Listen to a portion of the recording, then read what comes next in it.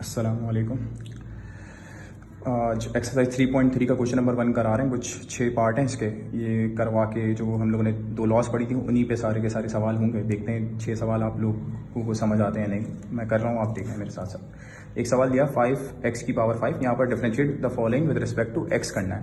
तो सबसे पहले मैं सवाल लिख लेता हूँ d/dx, क्योंकि इसी के रिस्पेक्ट से करना है। 5x की पावर 5 है, तो मैंने आपको पहले ही बता चुका हूँ कि जो भी कोफिशिएंट होता है उसको आप हार्ड लिख लें। x की पावर 5 आ गई। अच्छा, क्या रूल था? पावर सामने। क्या रूल पढ़ाया था मैंने पहली वीडियो के अंदर कि पावर सामने आएगी। तो ये 5 पहले से लिखा हुआ है, ये पावर सामने आ गई। पावर में से क्या करना है? 1 माइनस करना है। उसके बाद बेस का एक बार फिर डेरिवेटिव ले लेना है। तो बेस हमारे पास आ गई x, dx से dx कैंसिल, 5 में से 1 गया, बच गया 4, 5 5 25 आंसर। तो ये इसका पहले का आंसर हो गया। जल्दी करते हैं क्योंकि हम ये कॉन्सेप्ट समझा हुआ है, तो हम इसको कर लेते हैं। इसमें क्या होगा? इसमें भी d/dx लगाया मैंने पहले। सबसे पहले इसका जो कोफिशिएंट था वो मैंने बाहर लिख लिया।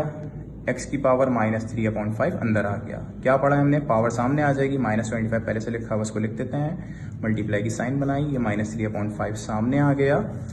अच्छा, ये सामने आ गया। अब क्या करना है? पावर सामने, पावर में से एक माइनस। पावर में से एक माइनस का मतलब हो गया -3/5 -1। उसके बाद बेस का एक बार फिर डेरिवेटिव। बेस हमारे पास है x, तो x कैंसिल हो जाएगा। -25, 5 1 5, 5 5 25, माइनस माइनस प्लस, 5 3 15 आ जाएगा। और -3/5 -1। अच्छा, बहुत से लोगों को ये करना नहीं आता कि किस तरीके से अपाउंड वाली चीज़ों को माइनस या प्लस करते हैं। मैं यहाँ पर करके दिखा रहा हूँ, और से देख लो एक बार। तो कैलकुलेटर की भी ज़रूरत नहीं पड़ेगी इसको करने के लिए।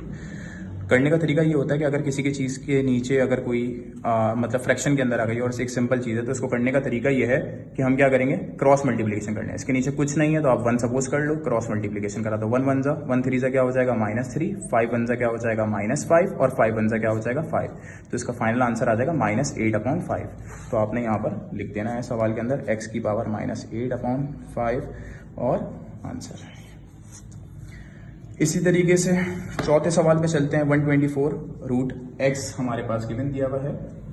अच्छा, अब ये सवाल के अंदर यहाँ मेंशन नहीं है कि 124 किस फॉर्म में दिया हुआ है। मुझे यहाँ 124 लग रहा है कि बाहर दिया हुआ है, तो हम इसको 124 को कोफिशिएंट की तरह डील करेंगे और d/dx ले लेंगे। अच्छा, कभी भी कहीं भी रूट आ जाए तो उसकी पावर हमें पता होती है। जो खाली रूट होता है उसकी जो पावर होती है 1/2 होती है।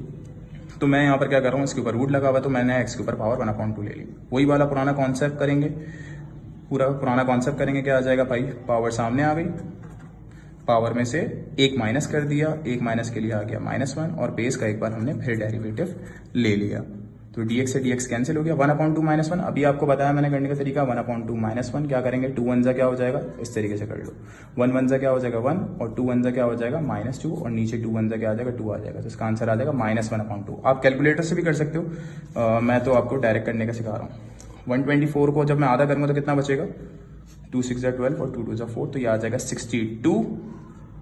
x की पावर -1/2 निकाली थी हमने, तो -1/2 आ गई, और ये हमारा आंसर आ गया। अच्छा, अब ये माइनस में दिया हुआ, इसको भी करने की कोई इतना ज़्यादा मुश्किल नहीं है। आप आराम से जो कॉन्सेप्ट बताएं वो आप इस्तेमाल कर लेना। अगर नहीं समझ आ रहा तो पहली वीडियो जाकर थोड़ी और से देख लेना, उसमें मैंने ये सारी चीज़ें बता दी हैं। अच्छा, पावर सामने आ जाएगी, पावर में से 1 माइनस कर देंगे और बेस का एक बार फिर डेरिवेटिव ले लेंगे। सिंपल कॉन्सेप्ट था, करा, आंसर आ गया। -100 और -1, तो ये माइनस माइनस प्लस हो जाएगा और 101 हो जाएगा। तो -100 x की पावर -101, ये आपका आंसर आ गया फाइनल।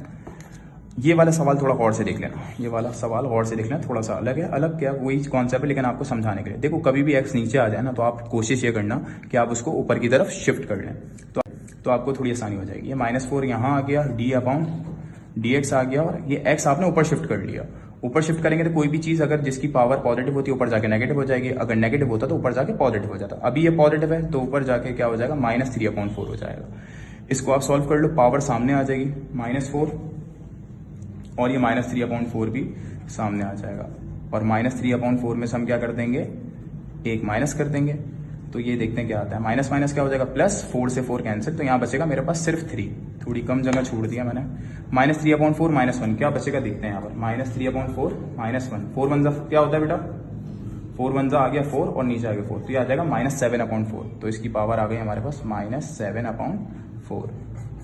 ये हमारा फाइनल आंसर आ गया। सही है। ये वाला सवाल भी आप देख लेना, dx/dx कैंसिल कर देना, आंसर आ जाएगा। ये वाला सवाल भी आप लोग देख लें। अच्छा, इसके अंदर क्या लिखा हुआ है, ये 3/3, ये दो तरीके का सवाल है, क्योंकि बुक के अंदर जो है वो इस तरीके से मेंशन नहीं करा हुआ होता। ये सवाल दो तरीके से लिखा जा सकता है। मैं अगले पेज पे लिख देता हूँ, क्योंकि यहाँ पर ये आएगा नहीं पूरा। 1 मिनट मुझे दें।